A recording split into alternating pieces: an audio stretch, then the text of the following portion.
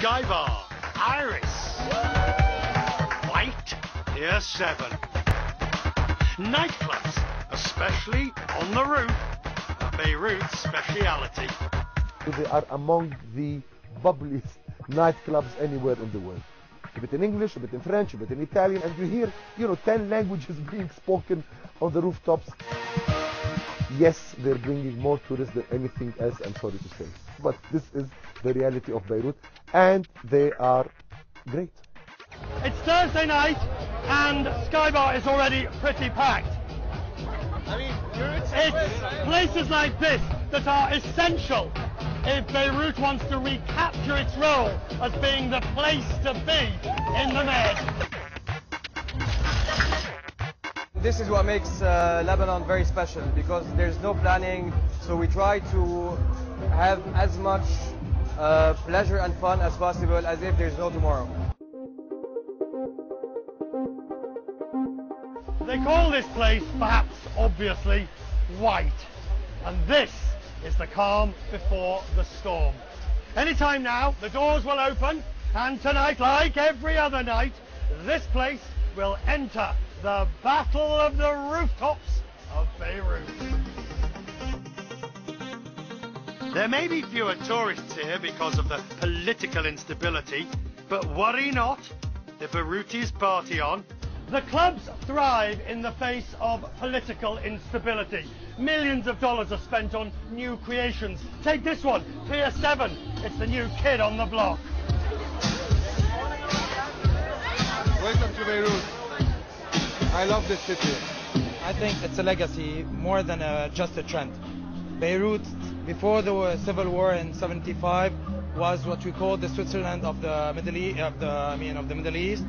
After the war, it's coming back. I think it's a legacy of a very cosmopolitan city, a very magical one. Cosmopolitan sometimes gives way to hedonism, which is often a way of life in the Lebanese capital, forged from a turbulent past and an uncertain future. This is where Beirut has put its sort of name on the map. Even when the war was happening, people wanted to kind of go out and, forget what was happening around them. The attitude here is sort of live for today and we worry about tomorrow. Behind these carefree parties is a wider mentality that filters through to the streets of the city. Ziad Kamel is part of the new generation of entrepreneurs who have learned from experience. Doing business in Beirut is about being ready for anything.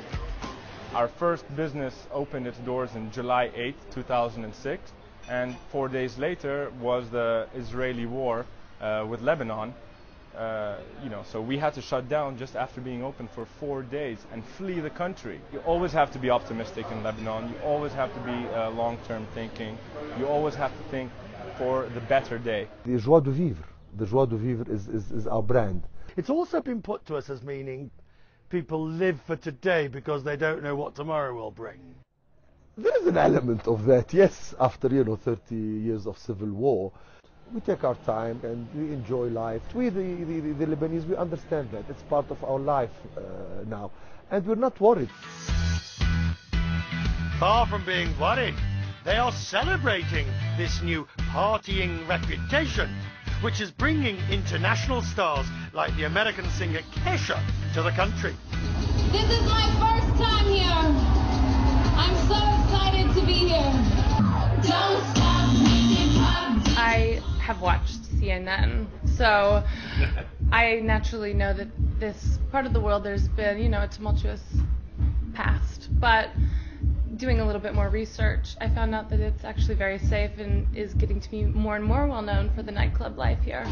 DJ, turn it up. I mean, they have this saying in Beirut, you live today because they don't know what tomorrow is going to bring. I love that. Yeah. I kind of live my life with that same sort of sentiment.